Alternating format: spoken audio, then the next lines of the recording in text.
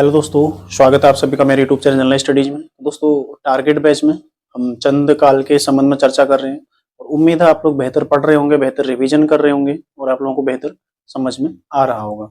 सबसे पहले आप लोगों के लिए दो महत्वपूर्ण सूचनाएं आप लोग ध्यान दीजिएगा। सबसे पहले ये है कि हम जो भी पढ़ रहे हैं, ठीक है, भले ही वो टारगेट बैच में हम जो क्लास के माध्यम से पढ़ रहे हैं या फिर होमवर्क के माध्यम से पढ़ रहे हैं, जो भी मैं टॉपिक आपको पढ़ने के लिए दे रहा हूँ, ये सारी चीजें आपने लगातार रिवाइज करते रहनी है, ठीक है। और इसके संबंध में आपका 12 जनवरी को एक प्रैक्टिस सेट होगा, ठीक है। ध्यान दीजिएगा, जो चीजें हम पढ़ रहे हैं, जो हम क्लास के माध्यम से पढ़ रहे हैं, प्लस जो उत्तराखंड की सीरीज आएगी अभी उत्तराखंड जिला दर्शन आएगा, और उसके पश्चात, ठीक है, क्लास के माध्यम से जो पढ़ रहे हैं उत्तराखंड जिला दर्शन जो हम पढ़ रहे हैं डेली, और साथ ही जो मैं आपको होमवर्क दे रहा हूँ, ठीक है, इन तीनों चीजों में इसमें आपका हिंदी वाला होमवर्क भी जुड़ जाएगा जो आप स्वयं कर रहे हैं, ठीक है। हिंदी में जैसे आप जो जो चीजें कर रहे होंगे, जिसमें मुख्यतः पर्यायवाची, विलोम, तद्भव, तत्सम, उपसर्ग, प्रत्यय इत्यादि, वो सब चीजें भी इसमें जुड़ जाएंगी, ठीक है। देखो, क्लास का जो हम पढ़ रहे हैं, उत्तराखंड जो हम परीक्षा, जो हम दूसरी सीरीज कर रहे हैं अभी, जिला दर्शन सीरीज जो हमारी चल रही है, होमवर्क जो चल रहा है, ठीक है, साथ ही हिंदी जो आपको दिया गया, और साथ ही रीजनिंग, क्योंकि रीजनिंग भी आप स्वयं से प्रैक्टिस कर रहे हैं, ठीक है। इन 5 चीजों का कॉम्बिनेशन, क्लास के माध्यम से उत्तराखंड जो हमारा जिला दर्शन चला हुआ है, होमवर्क जो आपको टॉपिक दिए गए हैं, हिंदी और रीजनिंग, इन 5 चीजों के माध्यम से, ठीक है, जो टॉपिक कवर होगा, 12 जनवरी को आपका प्रैक्टिस सेट होगा, ठीक है। उसमें देखो कुछ कुछ चीजें, जैसे रीजनिंग के कुछ एक आध सवाल जो आ सकते हैं, कैलेंडर इत्यादि, वो मैं आपको यहाँ पर समझा भी दूंगा इसके सॉल्यूशन में, ठीक है। तो वो भी आपका थोड़ा बहुत कवर हो जाएगा। साथ ही आपको ये भी पता चल जाएगा कि आप याद कर भी रहे हैं या फिर नहीं कर रहे हैं। तो उम्मीद करिएगा कि प्रैक्टिस सेट आपको सीधा ऐसा नहीं मिलेगा कि प्रश्न दे दिया, सीधा प्रश्न है और उत्तर आप सीधा, आपको उत्तर मिल जाएगा। तो एक प्रश्न के 4 विकल्प होंगे और चारों विकल्प अपने आप में प्रश्न होगा। तो आपने याद इस तरह से करना है कि बहुत अच्छे से आप उसको याद करके रखिए, ठीक है। चारों विकल्प जो होंगे उसमें से आपको एक उत्तर छांटना है, लेकिन थोड़ा मुश्किल जरूर आएगी, ठीक है, क्योंकि थोड़ा सा टफ बनाऊंगा, मतलब डीप, ताकि 100 प्रश्नों में आपको 400 प्रश्न देखने को मिले, ठीक है। इस तरह से पेपर तैयार करूंगा। तो एक 12 जनवरी को होगा, दूसरा होगा 26 जनवरी को, ठीक है। राष्ट्रीय पर्व है, गणतंत्र दिवस है उस दिन, तो थोड़ा हम भी उसका फायदा उठाएं, है ना। तो 26 जनवरी को आपका दूसरा प्रैक्टिस सेट होगा। ये प्रैक्टिस सेट 1 और ये प्रैक्टिस सेट 2, ठीक है, प्रैक्टिस सेट 2। तो ये चीजें आपने ध्यान रखनी है। एक 12 जनवरी को प्रैक्टिस सेट होगा, दूसरा 26 जनवरी को आपका प्रैक्टिस सेट होगा।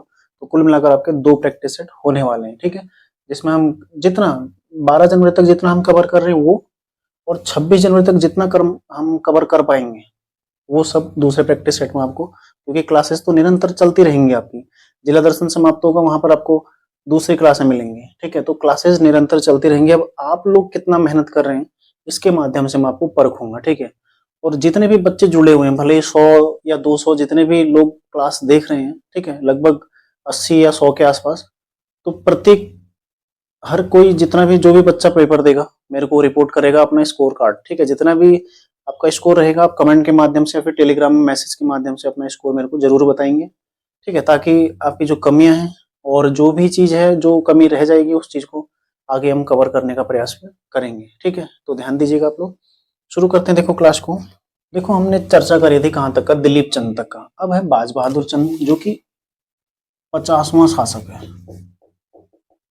ठीक है, 50वां शासक है क्रम में। इसका शासनकाल कब से कब तक रहा था?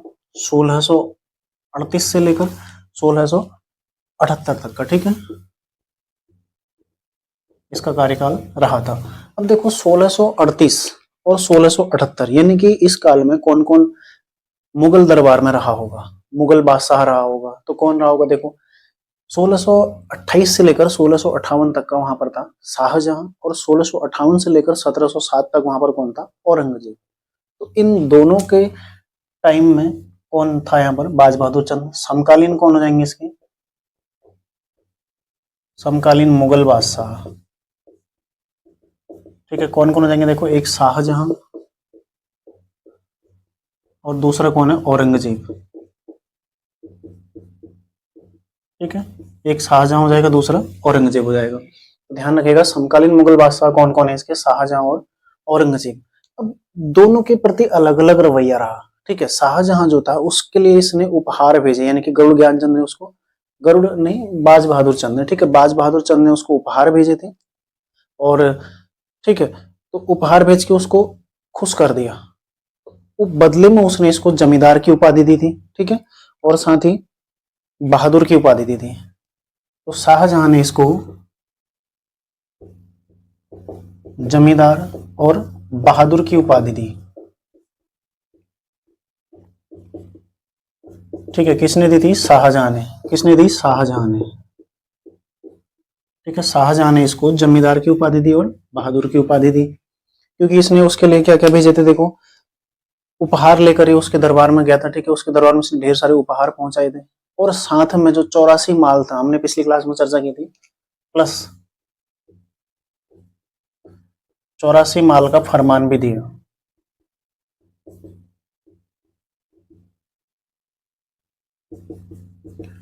क्योंकि एक ऐसा एरिया था ना, ये सब दोनों शाहजहां के टाइम का हो गया। ठीक है, शाहजहां के टाइम का ये एक ऐसा एरिया था 84 माल, जो हमेशा विवादित रहा, मतलब जिसके लिए हमेशा संघर्ष होता रहा, कभी मुगलों के साथ, कभी कटेहरियों के साथ, कभी नवाबों के साथ, ठीक है, कभी रोहिलों के साथ। तो इसमें लगातार संघर्ष होते रहे, इसके लिए लगातार लड़ाइयां होती रही। लेकिन बार बार जो चंद शासक थे वो मुगलों के पास जाते थे और उन्हें उपहार देते थे, और मतलब वही चीजें चलती रही, दो तीन बार आगे देखने को मिलेगा आपको। ठीक है, तो बाज बहादुर चंद के बारे में सबसे पहले ये शाहजहां से क्या क्या चीजें हुई थी।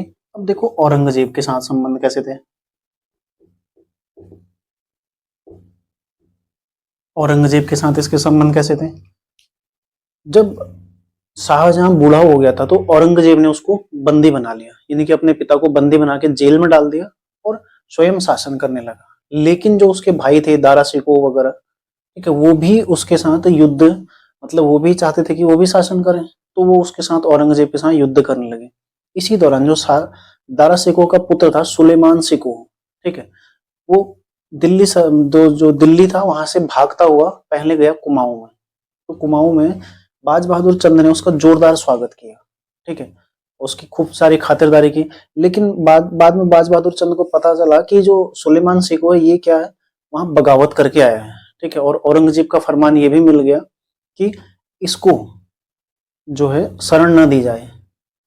तो बाज बहादुर चंद ने औरंगजेब की बात मानते हुए इसको शरण नहीं दी। किसको, जो सुलेमान शिकोह है उसको शरण नहीं दी। बाद में वो गढ़वाल में गया, पृथ्वीपति शाह ने उसको शरण दी थी। ठीक है, तो इस बात से औरंगजेब काफी प्रसन्न हुआ कि हाँ इसने हमारी बात मान ली है, बहुत ज्यादा खुश हुआ। ठीक है, तो इसके पश्चात जो बाज बहादुर चंद था इसने एक सूचना भी भेजी। ठीक है, सूचना किसके जरिए भेजी, देखो परवत सिंह गोसाई प्लस जो दूसरा था ये था, देखो विश्वरूप पांडे। ठीक है, वो राजदूत बनाकर मुगल दरबार भेजा। ठीक है, इसने इनको राजदूत बना के कहाँ भेजा, मुगल दरबार में औरंगजेब के पास भेजा था। तो इस प्रकार देखो औरंगजेब के साथ भी इसके संबंध बेहतर हो गए थे। हालांकि वो कुछ समय के लिए उससे नाराज हुआ था और उसने धमकी भी दी थी, यदि वो सुलेमान सिकोह को शरण देता है या बाज बहादुर चंद सुलेमान सिकोह को शरण देता है तो पूरे कुमाऊं को नष्ट कर देगा। ठीक है, तो धमकी मिली थी तो उसने उसके पश्चात उसको शरण नहीं दी, उसको वहां से भगा दिया। आगे देखो इसने बाजपुर नगर की स्थापना करी थी। बाजपुर नगर की स्थापना, ठीक है, इसके कर्मचारी ने इसका एक कर्मचारी था कौन, काशीनाथ। काशीनाथ ने 1639 में काशीपुर की स्थापना की। ठीक है, और इसके अलावा देखो इसने एक युद्ध किया था कहां, बधानगढ़ में। बधानगढ़ पर आक्रमण किया और यहां से नंदा देवी की मूर्ति ले गया। ठीक है, नंदा देवी की मूर्ति उठा ले गया, ठीक है। तथा मल्ला महल में नंदा देवी मंदिर की नींव रखी। तो मल्ला महल में इसने स्थापित किया उसको, ठीक है, तथा मल्ला महल में स्थापित किया। अब तुम्हें पता होना चाहिए मल्ला महल किसने बनाया था। मल्ला महल में स्थापित किया तो रुद्रचंद ने मल्ला महल बनाया था। वहां पर जो नंदा देवी की मूर्ति किसने स्थापित करी थी, ये हो जाएगा बाज बहादुर चंद ने, ठीक है। यानी कि इसने गढ़वाल पर भी आक्रमण किया था। तो हर कोई चंद शासक, जितने भी चंद शासक रहे, जैसे शासन में बैठेंगे सीधा गढ़वाल पर आक्रमण, मतलब और कहीं था ही नहीं। उधर पूर्व में नेपाल था जो कि शक्तिशाली राज्य था, बचा कौन, यहाँ गढ़वाल, ठीक है। तो बार बार यहाँ आ रहे, आक्रमण कर रहे, कभी हार रहे कभी जीत रहे, मतलब यहाँ से भी जब हम गढ़वाल वंश भी पढ़ेंगे उनका भी बार बार आक्रमण होगा कुमाऊं। तो ये दोनों आपस में हमेशा लड़ते रहे, ठीक है। कुमाऊं वाले गढ़वाल पर आक्रमण करे, गढ़वाल वाले कुमाऊं पर कर रहे, कभी कोई बधानगढ़ का जीत रहा, कभी कोई किसी किले को जीत रहा, मतलब जीत रहे छुटा रहे, जीत रहे छुटा रहे, ऐसा चलता रहा इनका, ठीक है। तो हर शासक में हमें पढ़ेंगे। इसके अलावा देखो इसने हूणियों का इसने दमन किया था, ठीक है। हूणियों का दमन एक प्रजाति थी, ठीक है, तिब्बती प्रजाति थी। इनको इसने हराया और साथ ही इनको हराने के पश्चात जो तिब्बत व्यापार है, भारत तिब्बत व्यापार उस काल में, यानी कि कुमाऊं तिब्बत व्यापार, भूटियाओं का जो व्यापार था उसको और मजबूत बनाया, ठीक है। तो भूटिया व्यापार के लिए इसने कदम ये उठाया था, हूणियों को इसने हराया था, ठीक है। 1673 में मानसरोवर यात्रियों के लिए सदावर्त की स्थापना, ठीक है, सदावर्त स्थापित। मतलब सदावर्त क्या था, मुफ्त में भोजन इत्यादि बांटना, भोजन वस्त्र इत्यादि, ठीक है, ये सब मुफ्त में। जो मानसरोवर यात्री थे 1673 से इसने यात्रियों के लिए सदावर्त स्थापित किया, यानी कि जो यात्रा करेंगे, यात्रा के दौरान उन्हें भोजन, कपड़ा इत्यादि सारी चीजें कौन, राज्य उपलब्ध कराएगा, यानी कि चंदवंश के जो शासक हैं वो उपलब्ध कराएंगे, ठीक है। इसके अलावा देखो इसने भूटियाओं और हूणियों पर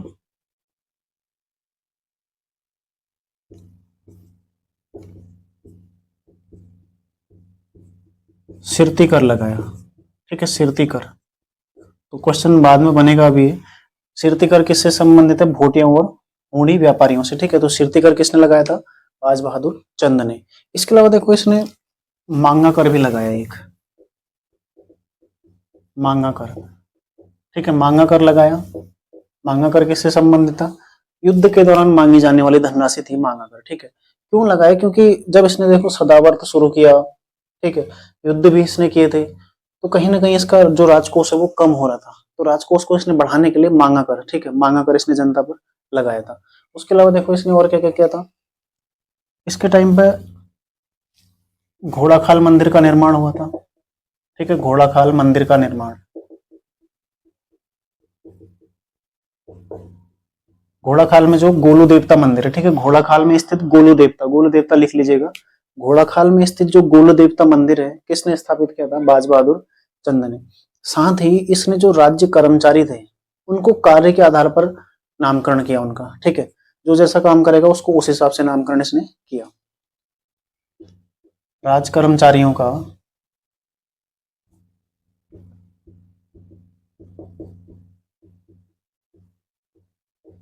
कार्य के आधार पर नामकरण,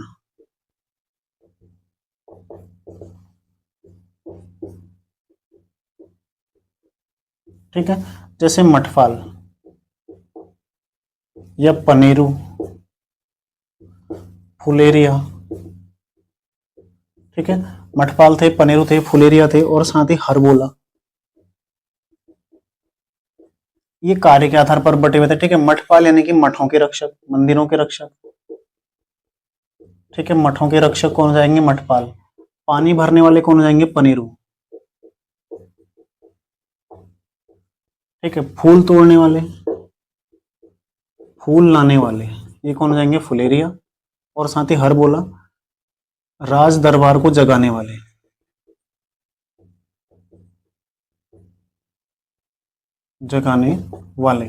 यानी कि सुबह सुबह हरि का नाम लेके सुबह सुबह राज दरबारियों को जो जगाएंगे वो कौन हो जाएंगे, हरबोला, ठीक है। फुलेरिया कौन हो जाएंगे, जो फूल लेके आते थे राज दरबार में। पनेरू कौन हो जाएंगे, जो राज दरबार के लिए पानी भरते थे। और मठपाल कौन हो जाएंगे, जो मंदिरों के रक्षक थे या फिर मठों के रक्षक थे, ठीक है। तो ये आपने ध्यान रखना है। मांगा कर इसने लगाया था। तो ये हो गया जो हमारा बाज बहादुर चंद है, इसके बारे में सारा फैक्ट। 50वां शासक का ध्यान रखना है, 1638 से 1678 तक ये रहा था। इसके दौरान शाहजहां मुगल बादशाह था और उसके पश्चात औरंगजेब मुगल बादशाह बना था, ठीक है। तो शाहजहां को इसने उपहार दिए थे, बदले में उसने जमींदार और इसको कौन सी उपाधि दी थी, एक जमींदार की उपाधि दी थी और दूसरी कौन सी थी, इसको बहादुर की उपाधि दी थी, ठीक है। फिर उसको 84 लाख जो 84 माल का परगन है उसका फरमान भी इसको जारी कर दिया था, यानी कि 9 लाख माल जो तराई क्षेत्र था उसको इसको दे दिया था। बाद में औरंगजेब का जो भाई था दारा शिकोह, ठीक है, दारा शिकोह का पुत्र सुलेमान शिकोह को शरण दी, लेकिन बाद में औरंगजेब के कहने पर उसको शरण से मुक्त कर दिया था।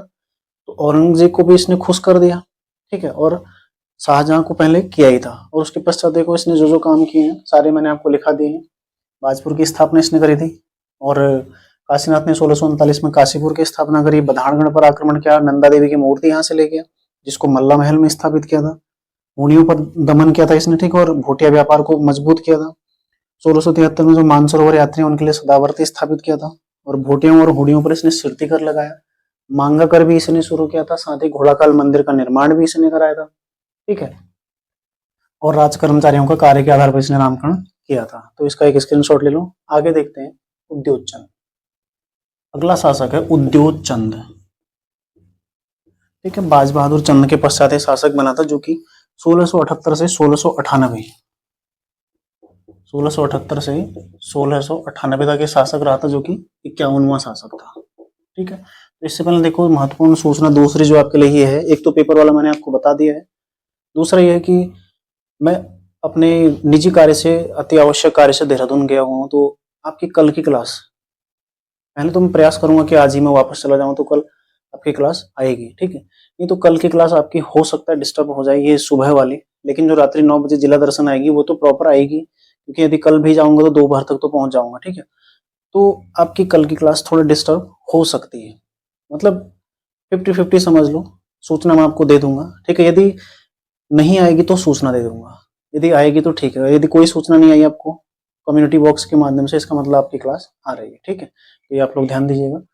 51वां शासक कौन है, देखो उद्योत चंद। उद्योत चंद, इसको आपने अलग अलग तरीके से समझना है, ठीक है। इसके तीन सेनापति थे और तीनों महत्वपूर्ण सेनापति हैं, ठीक है।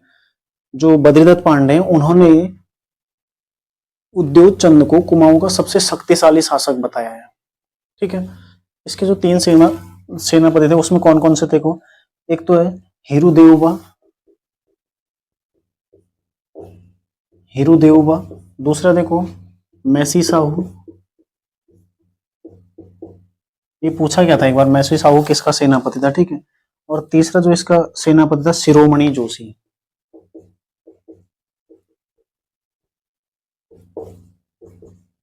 तीन सेनापति हुए इसके, तीनों सेनापति अलग अलग, ठीक है। यहाँ पर जो इसका मैसी साहू था गढ़वाल आक्रमण में था, ठीक है। शिरोमणि जोशी डोटी आक्रमण में था,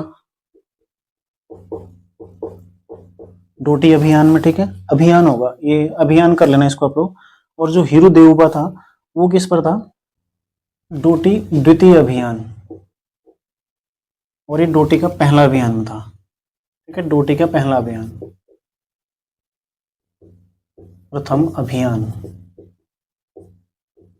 ठीक है। यही तीन काम इसके आते हैं जो बार बार पूछे जाते हैं।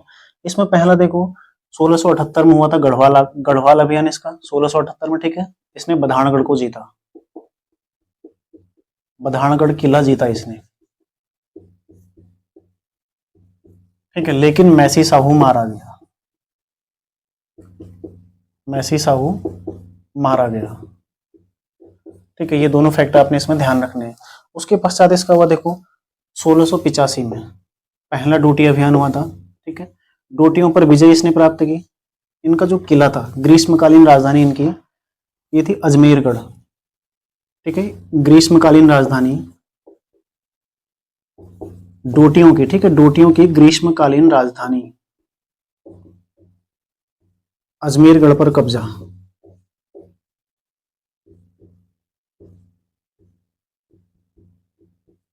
लेकिन मारा कौन गया, हीरू देवबा,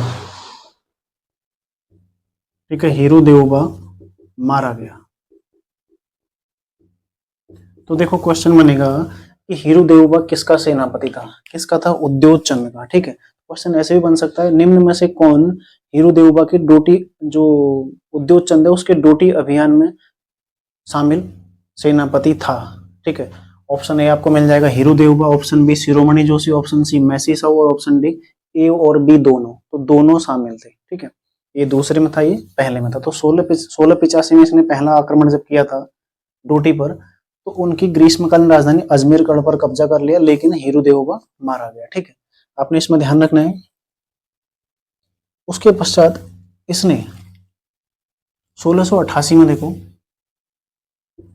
1688 में खैरागढ़ किले पर, ये इससे रिलेटेड है। ठीक है, आप खैरागढ़ किले पर अधिकार, ये भी डोटियों का था। ठीक है, ये भी क्या था, डोटियों का था। पहले इसने अजमेरगढ़ किले पर कब्जा किया। यहाँ पर जो शासक था डोटी शासक देवपाल, अजमेरगढ़ पर जो शासक था डोटी शासक देवपाल, ये भागकर कहाँ चला गया, खैरागढ़ किला। लेकिन जो उद्योग चंद था शिरोमणि जोशी के साथ कहाँ पहुंच गया, खैरागढ़ किले में, और 1688 में इसने खैरागढ़ किले पर भी कब्जा कर लिया। ठीक है, तो खैरागढ़ किले पर कब्जा कर लिया। यहाँ पर एक संधि हुई, खैरागढ़ की संधि, खैरागढ़ की संधि। ठीक है, खैरागढ़ की संधि किस किस के मध्य हुई थी, उद्योग चंद प्लस डोटी शासक देवपाल।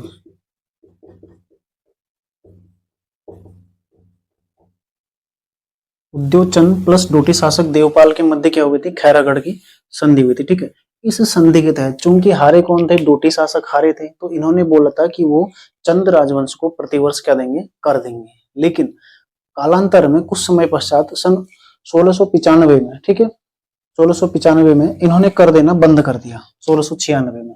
ठीक है, यहाँ पर कर देना स्वीकार हुआ था खैरागढ़ की संधि में, लेकिन 1696 में इन्होंने कर देना बंद कर दिया। जब कर देना बंद किया तो इसने डोटी का द्वितीय आक्रमण कब किया, 1696 में। ठीक है, जहां पर इसकी पराजय हुई, उद्योग चंद की पराजय हुई, उद्योग चंद की पराजय हुई और शिरोमणि जोशी मारा गया।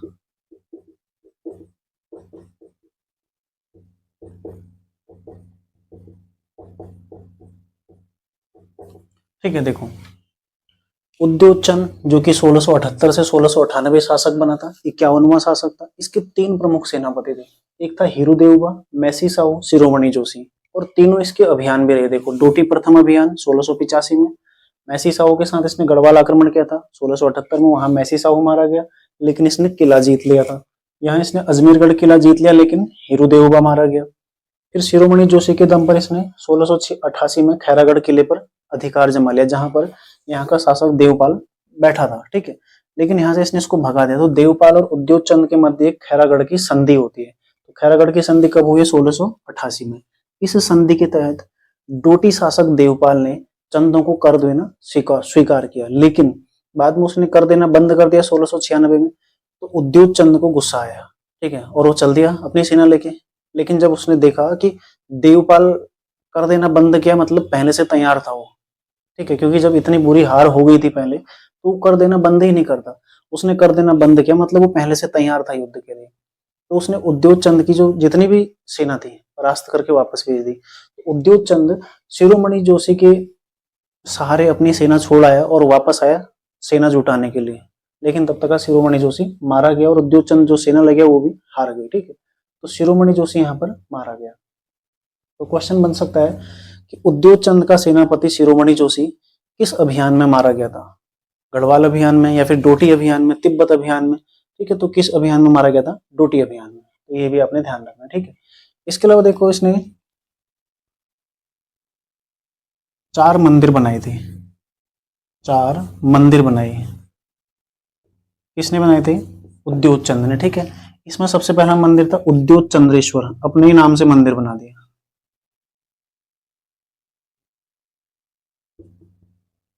ठीक है, उद्योग चंद्रेश्वर, ये तो याद करने की आवश्यकता भी नहीं होगी ज्यादा। दूसरा पार्वतीश्वर, ठीक है, ये दूसरा मंदिर था इसका बनाया। तीसरा था त्रिपुरा देवी, त्रिपुरा देवी। और चौथा कौन सा था? विष्णु मंदिर। ठीक है, ये चारों कहाँ बनाए इसने? अल्मोड़ा में। चारों कहाँ बनाई? अल्मोड़ा में ही बनाए थे। ठीक है, और इसके समय पर एक सतारागढ़ के राजकवि, सतारागढ़ के राजकवि मनीराम, ठीक है, मनीराम कुमाऊं यात्रा पर आए थे।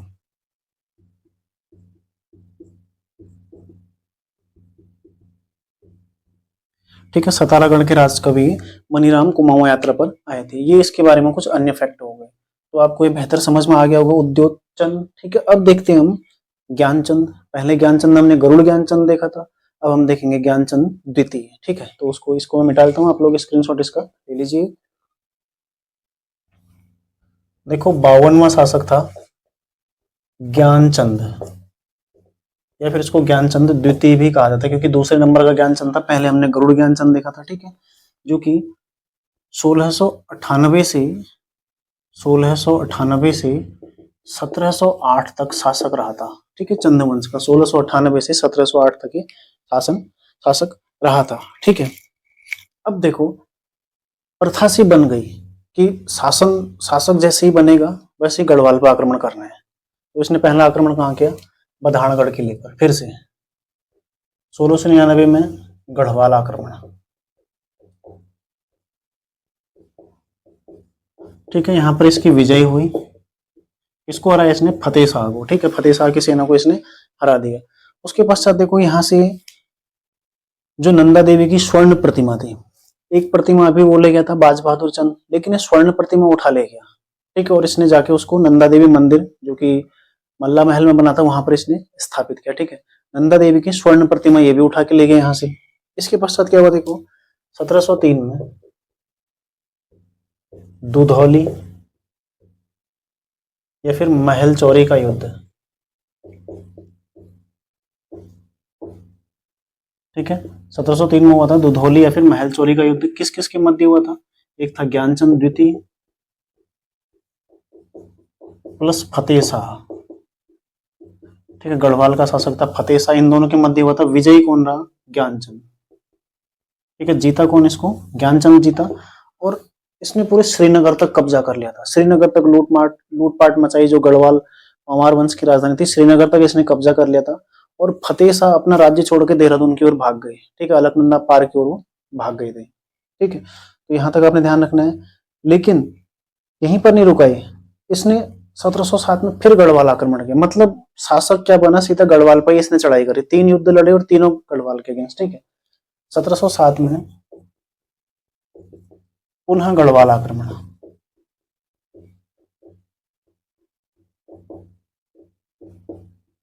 ठीक है, पुनः गढ़वाल इसने आक्रमण किया था, और जुनियागढ़ी पर इसने अधिकार किया। ठीक है, जुनियागढ़ी, यहां पर जो गढ़ थे जुनियागढ़ी पर अधिकार किया इसने। ठीक है, ये भी आपने ध्यान रखना है। इसके अलावा इसने कतियूर में बद्रीनाथ मंदिर का निर्माण कराया था। कतियूर में बद्रीनाथ मंदिर का निर्माण, ये वाला प्रश्न एक बार बना हुआ है। ठीक है, कतियूर में बद्रीनाथ मंदिर का निर्माण किसने कराया था? जो ज्ञानचंद द्वितीय है इसने। ठीक है, और साथ ही इसने हवाल बाग का नौला बनाया था। ठीक है, हवाल बाग का नौला जो कि अल्मोड़ा में है। हवाल बाग का नौला किसने बनाया था? ज्ञानचंद द्वितीय ने। तो इसके बारे में इतना ही फैक्ट है। देखो, 3 आक्रमण किए गढ़वाल के, और सबसे बड़ी बात है देखो, ये 1699 में 98 में शासक बना, 99 में पहला आक्रमण, फिर 4 साल बाद, फिर 4 साल बाद। ठीक है, यहाँ 4 साल का गैप है, यहाँ भी 4 साल का गैप है। ठीक है, तो 1699 में इसने पहला आक्रमण किया गढ़वाल पर, जीत गया बधानगढ़ किले को। फिर 1703 में दुधौली या फिर महल चौली का युद्ध हुआ, जिसको ये पुनः जीत गया। और 1707 में इसने फिर से आक्रमण किया गढ़वाल पर, और जो जुनियागढ़ी किला था उसको इसने जीत लिया। ठीक है, तो ये सारे फैक्टर आपने ध्यान रखने। साथ ही इसने कतियूर में बद्रीनाथ मंदिर का निर्माण कराया था, और हवाल बाग में एक नौला इसने बनाया था, हवाल बाग नौला। ये भी आपने ध्यान रखना है। इसके पश्चात आया कुमाऊं का सबसे प्रसिद्ध शासक जगत चंद। जगत चंद जो कि 53वां शासक था। इसका क्रम पूछा गया एक बार। ठीक है, 53वां शासक था जो कि 1708 से लेकर 1720 तक शासक रहा था। ठीक है, ये किसके समय में? देखो औरंगजेब के समय में, औरंगजेब के समय में। ठीक है, लेकिन यहाँ आते आते मुगल वंश भी खुद पतन की ओर चल दिया था, जहां पर जहांदार शाह, फर्रुख सियर और मोहम्मद शाह रंगीला, कई तरह के शासक वहां पर बन चुके थे। तो अब ज्यादा महत्वपूर्ण नहीं है। अब तक का औरंगजेब तक का मुगल शासक आपको याद रखने जरूरी हैं, लेकिन उसके पश्चात आपको इतना ज्यादा जरूरी नहीं है। ठीक है, क्योंकि वहां पर बहुत सारे शासक फिर चेंज होते रहे। जगत चंद, जो कि इसके काल को स्वर्णिम काल कहा जाता है, इसके काल को चंद वंश का स्वर्णिम काल कहा जाता है।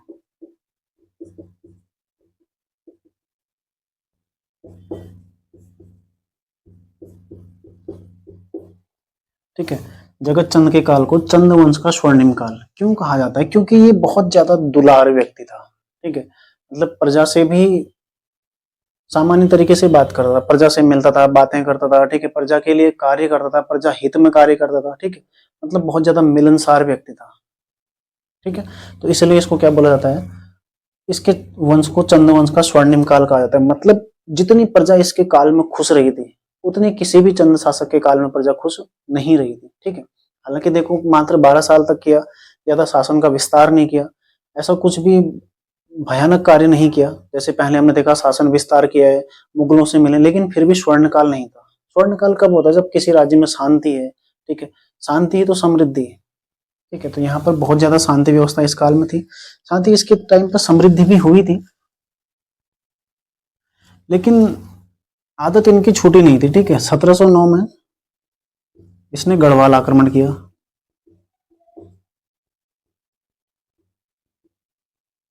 मतलब शासक कोई भी बने, चंद वंश में कोई भी शासक बने, गढ़वाल आक्रमण करना उनकी क्या थी?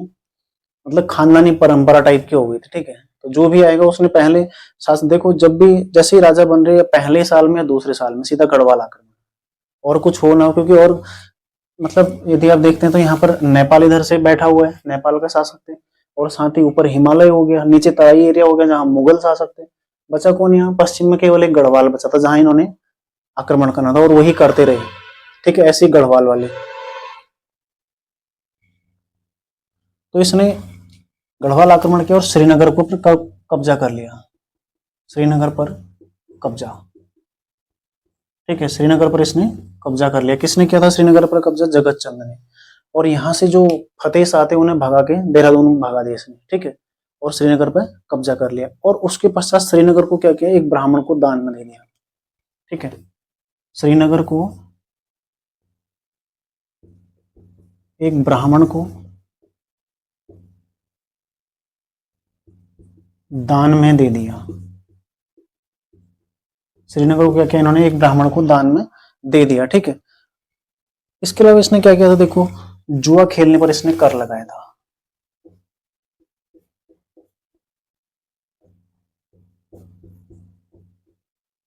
जुआ खेलने पर कर इसने लगाया था।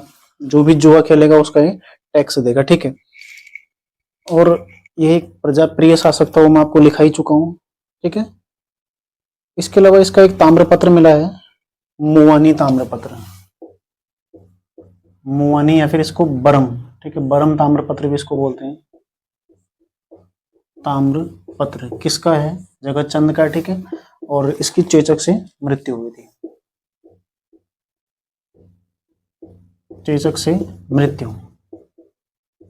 ठीक है, तो ये हो गया जगत चंद के बारे में। ज्यादा फैक्ट नहीं है। देखो, इसके काल में चंद वंश का स्वर्णिम काल इसके काल को कहा जाता है। आक्रमण किया गढ़वाल पर, श्रीनगर पर कब्जा कर लिया, श्रीनगर को एक ब्राह्मण को दे दिया। ठीक है, और जो यहाँ फतेह शाह थे, शासक कौन थे? तब भी फतेह शाह थे। ठीक है, शासक कौन थे यहाँ पर? फतेह शाह। ठीक है, यहाँ से इनको खदेड़ के देहरादून भेज दिया, और श्रीनगर को एक ब्राह्मण को दान में दे दिया। जुआ खेलने पर इसने कर लगाया था। मुवानी बरम ताम्रपत्र किसका? जगत चंद का, और साथ ही चेचक से इसकी मृत्यु हुई थी। तो जगत चंद के संबंध में हमारे सारे फैक्ट अब कंप्लीट हो गए। अब देखते हैं हम चंदों का अवनति काल। ठीक है, चंदों का अवनति काल। किसी भी शासन का जब उदय होता है, चरम जब वो पहुंचता है, तो धीरे धीरे उसकी अवनति भी होती है। ठीक है, जैसे जिस प्रकार से एक मनुष्य, कोई भी मानव जब जन्म लेता है, तो धीरे धीरे फलता है, ठीक है, युवावस्था में जाता है, लेकिन जैसे ही एक अवस्था के पश्चात वो भी ढलने लगता है। तो ऐसे ही हर किसी साम्राज्य, भारत में बड़े से बड़े साम्राज्य हुए, मौर्य साम्राज्य, गुप्त साम्राज्य, एक से एक साम्राज्य हुए हैं, लेकिन हर किसी के हर किसी का क्या हुआ, अंत भी हुआ है। तो ऐसे ही चंद शासन भी देखो, लगभग 700-800 ईस्वी से शासन कर रहा था और 1790 में फाइनली उसका अंत हो जाता है। लगभग 1000 वर्षों में शासन इन्होंने किया और लास्ट में इनका भी अंत हो ही जाता है, ठीक है। तो इनका अवनति काल अब शुरू होता है, चंदों का अवनति काल, मतलब धीरे धीरे इनका उजड़ना शुरू हो रहा है। और कैसे ये समाप्त हो रहे हैं, देखो समाप्त कैसे होते हैं, ठीक है। इसके पश्चात कौन बना शासक, जगत चंद के पश्चात कौन बना, देवी चंद, देवी चंद जो कि 54वां शासक था, ठीक है, 54वां शासक था देवी चंद। और 1720 से 26 तक ये शासक रहा था, ठीक है, 1720 से 1726 तक ये शासक रहा था। इसके कुछ प्रधान सलाहकार थे। प्रधान सलाहकार कौन थे, एक तो इसमें था देखो मणिकमल और दूसरा उसका पुत्र था पूरनमल। मणिकमल गैंडा और पूरनमल गैंडा,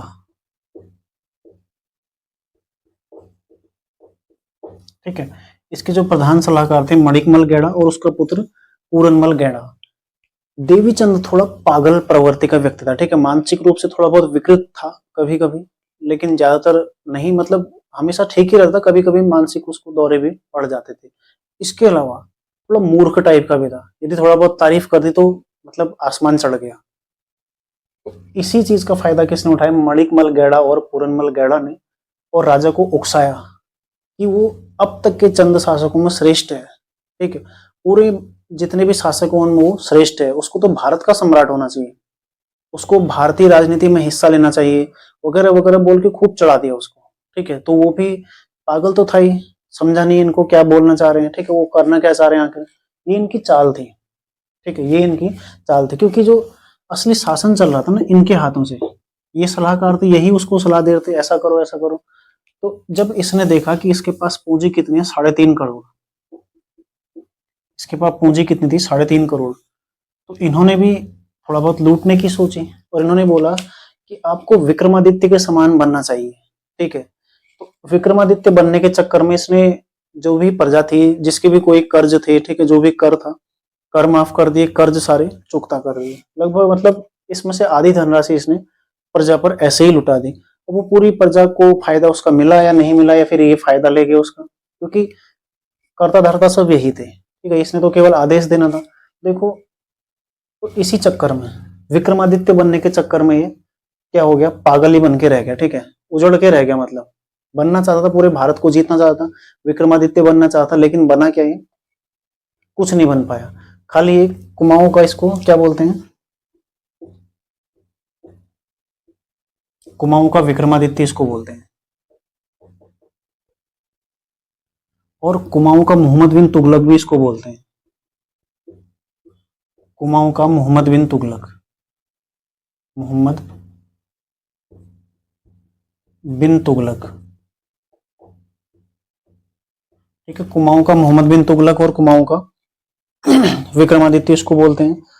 तो इसके अलावा इसने क्या किया, अफगान सेनापति था एक, अफगान सेनापति दाऊद खां को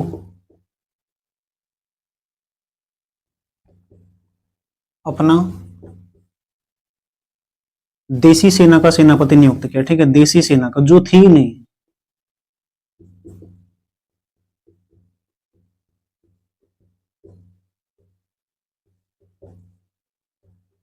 मतलब सोचो ये केवल एक चंद काल में शासन कर रहा है और ये सोचता था कि इसके पास एक देसी सेना भी है, ठीक है। तो जो सेना थी नहीं, उसने इसका सेनापति भी नियुक्त कर दिया, हालांकि इसने बाद में इसको धोखा भी दे दिया था, ठीक है, बाद में इसको धोखा देके दूसरी सेना से मिल गए, ठीक है, तो इसको धोखा इसने दे दिया था, अफगान सेनापति जो है दाऊद खां।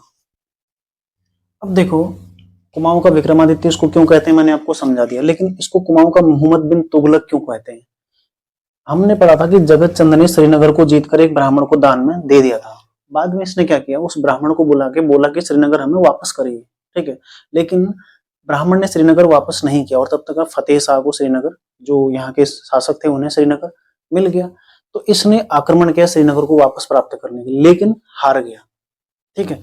हार गया तो ये कुमाऊं में वापस गया और एक पहाड़ी पर इसने छोटा सा श्रीनगर बसाया, ठीक है, एक छोटा सा श्रीनगर बनाया और उसको जीता।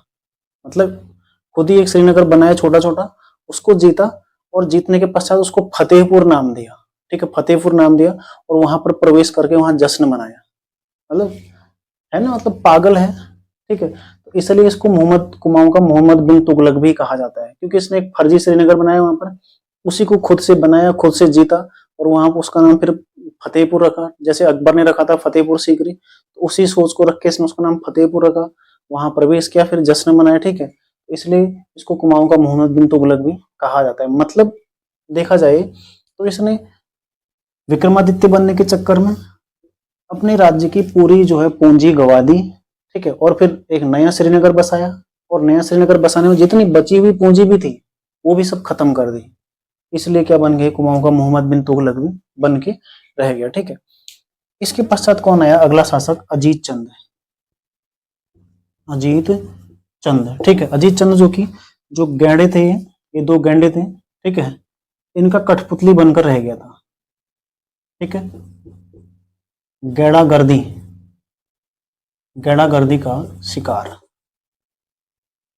मतलब ये जो गैंडा थे दोनों बाप बेटे, मणिकमल गैंडा और पूरनमल गैंडा, इन्होंने फिर षड्यंत्र के तहत देवीचंद को मार दिया, ठीक है, और देवीचंद के पश्चात अजीत चंद को भी मार दिया और उसके पश्चात शुरू होता है कुमाऊं में गैंडागर्दी का काल। उस समय के लिए ये दोनों गैंडा वहां पर रहे, ठीक है। मतलब इसके काल से ये जहां पर 1720 से इनका काल थोड़ा बहुत शुरू हो गया था, जो कि 1730 में जाकर थमा, जब कल्याण चंद पंचम कुमाऊं का शासक बना चंद वंश का। तो सबसे पहले उसने इन गैंडों को मारा था, ठीक है, दोनों, मणिकमल को भी और पूरनमल को भी। उस बीच का काल लगभग जो 10 वर्ष वहां की प्रजा ने अत्याचार सही, इन दो शासकों को इसने मरवाया, ठीक है। तो इसमें सबसे बड़ा योगदान किसका था, इन दोनों का, मणिकमल गैंडा और पूरनमल गैंडा। तो जो इनका कार्य है, जो इनका कार्यकाल है, जिस दौरान ये रहे थे, इसी काल को क्या कहा जाता है, गैंडागर्दी, गैंडागर्दी काल, ठीक है। अब इसको अलग से लिखने की जरूरत तो होगी नहीं। मतलब जब इन दोनों की कठपुतली शासक बन के रह गया, देवीचंद को इन्होंने पहले नचाया खूब सारा, उसको पूरा बर्बाद करवा दिया, ठीक है। श्रीनगर बनाने का सलाह भी इन्होंने दिया, राजा तो पागल था ही था, इन्होंने उसके पागलपन का पूरा फायदा उठाया, फिर उसको मरवा भी दिया। जब खजाना खाली हो गया, अपना सेठ बन गई, ठीक है। फिर बाद में देखो अजीत चंद को भी इन्होंने मरवा दिया, पहले खुद ही उसको शासक बनाया, फिर उसको मरवा भी दिया, ठीक है। उसके पश्चात फिर से शासक बनना चाह रहे थे, लेकिन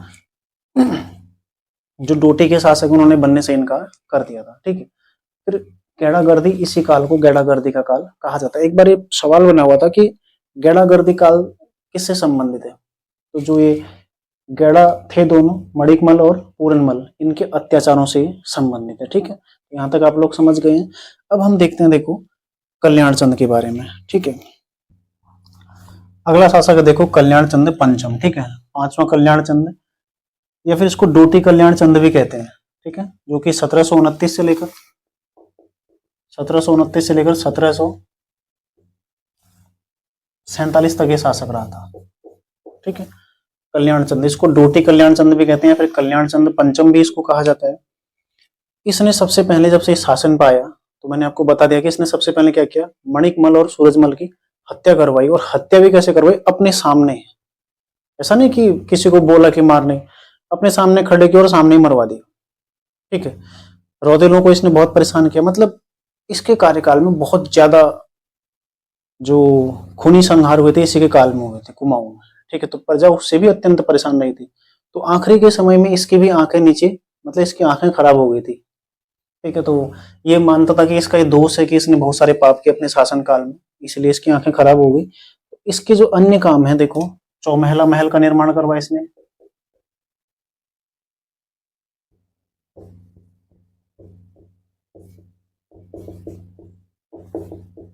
इसके अलावा देखो इसको भी लिख लो, गैंडागर्दी का अंत,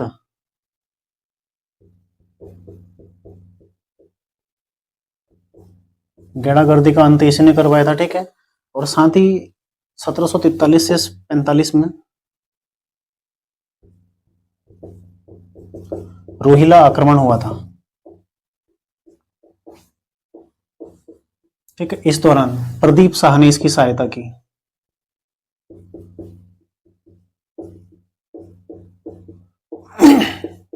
प्रदीप शाह ने इसकी सहायता की। अब देखो, ये पहला ऐसा मौका है जब कुमाऊं के दो या कुमाऊं और गढ़वाल के दो शासक आपस में एक साथ एकजुट होकर लड़े हैं।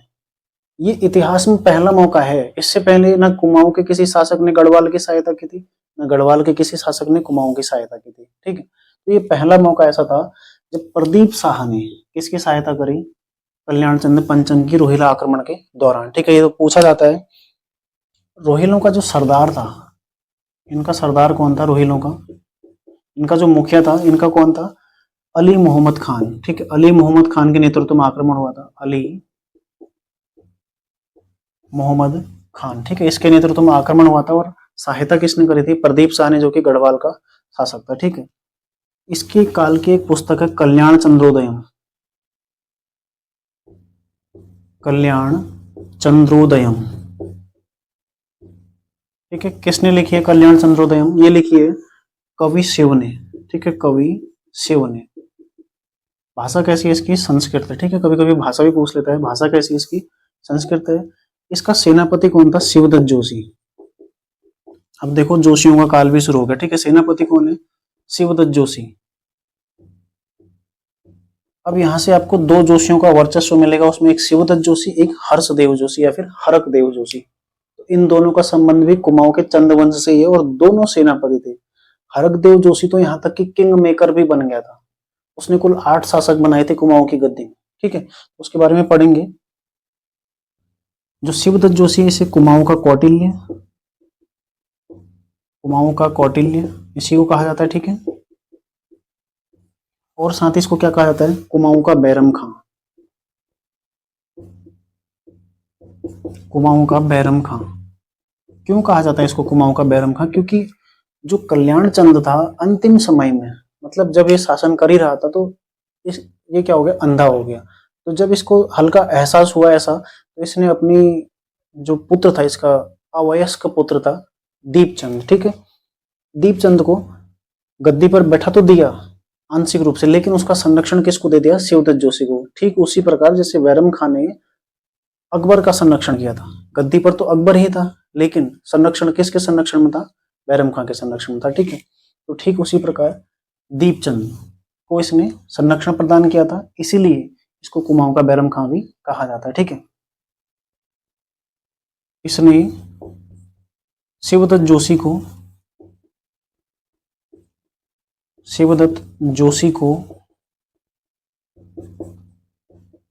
बख्शी की उपाधि दी थी, ठीक है, की उपाधि दी। तो ये हो गया कल्याण चंद के बारे में कंप्लीट, ठीक है। कल्याण चंद पंचम, जो कि डोटी कल्याण चंद के नाम से प्रसिद्ध है। चौमहला महल इसने बनाया था, ठीक है। गेड़ागर्दी का अंत इसने किया था। रोहिलों के विरुद्ध आक्रमण, जब रोहिलों का आक्रमण हुआ था 1743 से 45 में, तो कुमाऊं का शासक था। इसकी सहायता की थी गढ़वाल के प्रदीप शाह ने, ठीक है। इसके अलावा देखो, इसका एक सेनापति था शिवदत्त जोशी, जो कि कुमाऊं का कौटिल्य कहा जाता है क्योंकि कूटनीतिज्ञ था। और साथ ही कुमाऊं का बैरम खां इसको कहा जाता है क्योंकि इसने कल्याण चंद पंचम के पुत्र दीपचंद का क्या किया था, संरक्षण किया था। और साथ ही इसने शिवदत्त जोशी को बख्शी की भी उपाधि दी थी। तो यहां तक का आप लोगों ने लिख लिया होगा, ठीक है। अब है दीपचंद, इसका पुत्र आ गया जो कि दीपचंद है, ठीक है। दीपचंद जो कि 57वां शासक है, ठीक है। कब से कब तक रहा था, 1748 से लेकर 77 तक का। अब देखो, हम धीरे धीरे आ रहे हैं उस काल में जहां पर चंद वंश समाप्त होने वाला है, ठीक है। तो शिवदत्त जोशी के संरक्षण में था ये,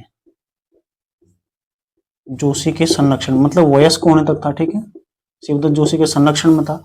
सारे अधिकार किसको थे, शिवदत्त जोशी को। यानी कि राज्य में कोई भी कार्य यदि होगा तो वो शिवदत्त जोशी की अनुमति से होगा, जब तक ये वयस्क नहीं हो जाता। जैसे ही वयस्क हुआ उसके पश्चात फिर वो हट गया, ठीक है।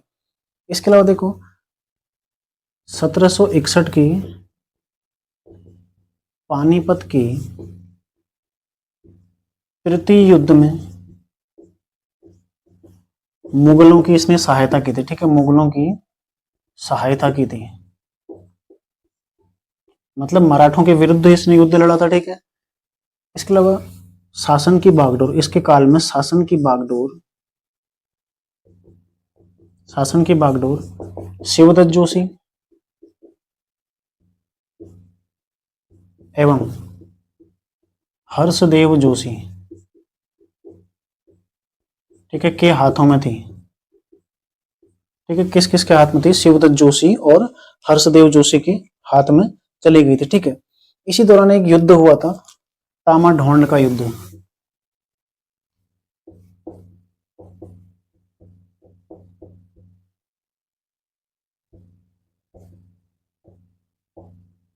तामा ढोंड का युद्ध हुआ था इसी दौरान। कब हुआ था? 1755 में, ठीक है, 1755 में हुआ था, जिसमें शिवदत्त जोशी कुमाऊं से आया था। शिवदत्त जोशी प्लस नरपति गुलेरिया जो कि गढ़वाल का सेनापति था, ठीक है, के मध्य शिवदत्त जोशी और नरपति गुलेरिया के मध्य 1755 में तामाडोंग का युद्ध हुआ था। इस दौरान जो नरपति है ये मारा गया, ठीक है, नरपति गुलेरिया मारा गया। नरपति गुलेरिया मारा गया, ठीक है। इसके अलावा अब हमने शुरू में ही पढ़ा था कि मेहरा और फरत्याल चंद वंश में क्या थे? अति महत्वपूर्ण स्थान रखते थे। उनके बिना राजकाज संभव ही नहीं था। सारी चीजें, मतलब हर चीज में सलाह वही देते थे। तो धीरे धीरे उन्हें ऐसा एहसास हुआ, जो मेहरा और फरत्याल थे उन्हें ये एहसास हुआ कि कहीं ना कहीं जो जोशी हैं, मतलब शिवदत्त जोशी और हर्षदेव जोशी है, इनका वर्चस्व शासन में बढ़ रहा है, यानी कि उनकी जो रिस्पेक्ट है वो कम हो रही है। तो उन्होंने षड्यंत्र रचना शुरू कर दिया। किसके अगेंस्ट? शिवदत्त जोशी के अगेंस्ट, हर्षदेव जोशी के अगेंस्ट और ये जो शासक था दीपचंद, इन तीनों के अगेंस्ट, ठीक है। तो फाइनली षड्यंत्र से किसके षड्यंत्र से? जो मेहरा और फरत्याल थे उनके षड्यंत्र से शिवदत्त जोशी मारा गया, ठीक है। शिवदत्त जोशी मारा गया और जो हर्षदेव जोशी है उसको बख्शी बनाया गया था। हर्षदेव जोशी बख्शी बनाया गया, ठीक है।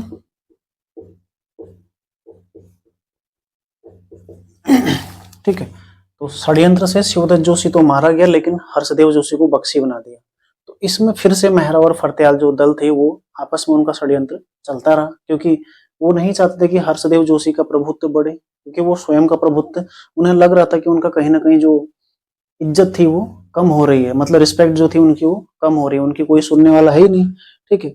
लेकिन मेहरा और फरत्यालों के दम पर कुछ समय पश्चात मोहनचंद ने, ठीक है, मोहनचंद ने गद्दी हड़प ली और हर्षदेव जोशी को बंदी बना दिया, ठीक है, बंदी बना दिया।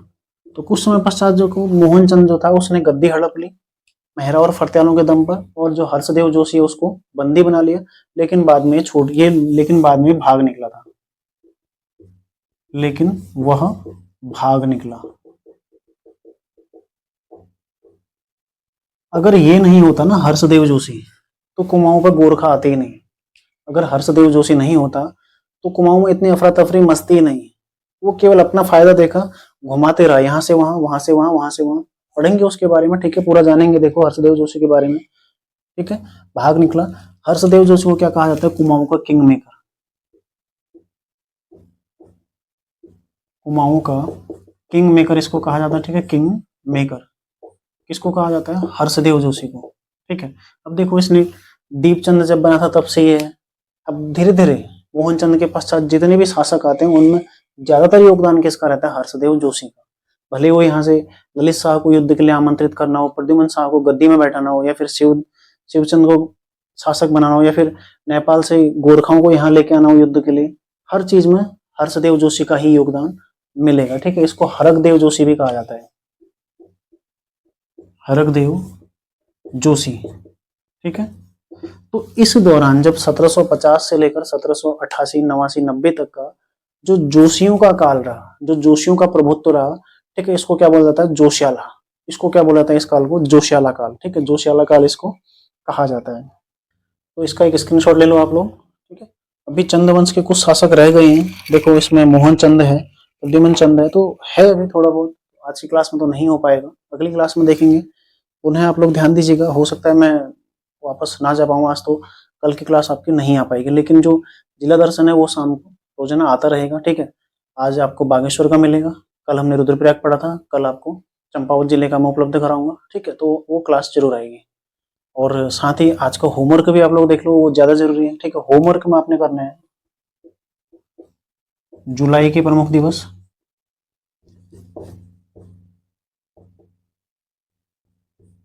ठीक है, जुलाई के प्रमुख दिवस हो गई। और साथ ही हमने पिछली क्लास में दी थी राष्ट्रीय उद्यान की जो टाइगर रिजर्व थे। ठीक है, बाघ संरक्षित क्षेत्र,